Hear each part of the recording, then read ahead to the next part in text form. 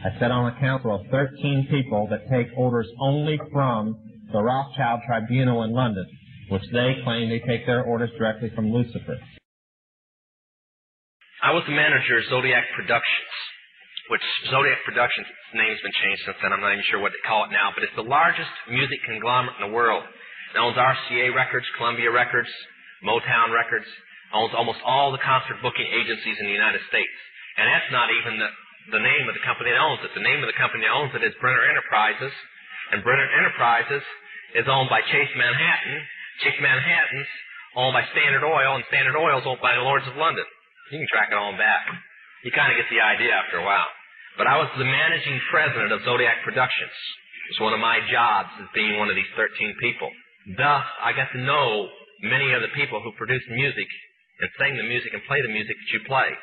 Now, one of the closest friends that I got during that time that I obtained was a man named David Crosby. Crosby, Still, Nash & Young. I saw David the day before Christmas last year, talked with him. I got him away from this witch that he had with him. He told her to go shopping. We were in West Hollywood, and I was witnessing around to people I knew. We went off in this store, and we started talking. I said, David, I'd like to ask you a couple questions. I said, I already know the answers, but I've been gone for 5 years. I'd like to know if certain things are still the way they were when I left. I said, now I'll have to explain some of this when I'm done, because you're not going to understand it all unless you know something about music. I said, do they still take the master to the temple room? Dave said, yeah. I said, do they still have the coven conjure demons into the master? He said, of course. I said, now, I got to know something. What's the main reason for rock music? He said, come on, Lance, you know what the reason is. I said, please, David, I don't want to guess. Tell me what the main reason is. He says, the same as when you were in, so that we can play spells on people that we couldn't cast spells upon. I'll explain what that means in a minute. I said, okay, one last thing. I've been hearing that you must be an initiated witch now to get a record contract. He said, that's right. He says, many of us that weren't total witches have to be witches now in order to produce music. I said, thank you. The master is a tape about as big as the top of this podium that looks like an overgrown 8-track that the album is cut on, and it's placed in a machine that produces and presses the records and the 8-tracks and cassettes that you buy. After it's been recorded, it's taken in. This is why a master's cut months in advance before it's released. On the full moon, it's taken in to a temple room about the size of this auditorium that is in every one of the major music companies, behind locked doors up in the executive offices. And it's placed on an altar sitting in the north of the room, and a pentagram engraved in the floor. And 13 hand-chosen witches and wizards and a coven come in and conjure a principality or a power up, usually Regia or something like that, and order him to tell the demons under him to follow every record and every tape coming off of that master. As I tell many Christian parents, you can go home and count your kids' records, probably yours too, and count how many demons at least are there. If that's too hard for you to believe, I'm sorry. That's why they do it. Now listen to me. This is why rock music's addicting. Have you ever seen kids that got rid of their music? They go around like this. They can't wait to find a rock station somewhere, and they sneak off just like getting a cigarette or a fix, because it's addicting. That's why they can't give it up. The rest of the conversation was this. You can't cast a spell on a Christian, but you can get a Christian to cast a spell on themselves. If you give the permission for the spell to work, being a Christian won't block it.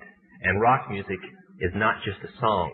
It is supernatural music that which is carefully designed by their spirit guides or familiar spirits in the form of spells. When you're in the first and second level, you have to learn over 2,000 words that said by anybody else mean something totally different than when you say them. Elton John has said he's never written a song or sung a song that wasn't in which language. Now I want to show you something. See how many kids in here will be honest and adults. How many remember and have heard at least several times a song called Hotel California? Somebody tell me what it meant. Quickly, somebody tell me what it meant. Huh? That's pretty close. But from the words, what did it mean? Well, that's more of a guess. See, most people can't tell you. That's why when people do drugs and they listen to songs in which language, they get some of the meaning. But most of the time, they can't tell you. Stop and think how many songs are out there that you really like, and you don't have any idea what the person was talking about. Beyond the Yellow Brick Road? How about The Destroyer by Kiss? Can anybody tell me what it's about? Kiss said in it, kids, kill your parents. They're talking about Helter Skelter. Beatles sung Helter Skelter in which language? Nobody knew what it meant. Manson did because he belonged to the process. Helter-skelter is a several thousand-year-old word.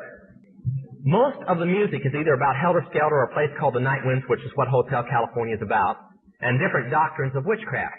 You listen to them, your parents let you listen to them, and they have no idea.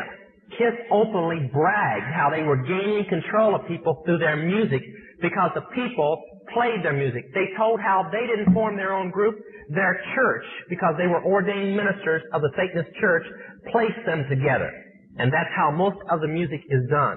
David Crosby, when him and Crosby, Still, Nash & Young produced the record Two-Way Street, they ordered the principality of Medici to order demons of rebellion to go into the record, and everybody that heard it would be rebellious against law and order and government. And it was one of the reasons for the great upheaval in the 60s was that one album, and they take open credit for it.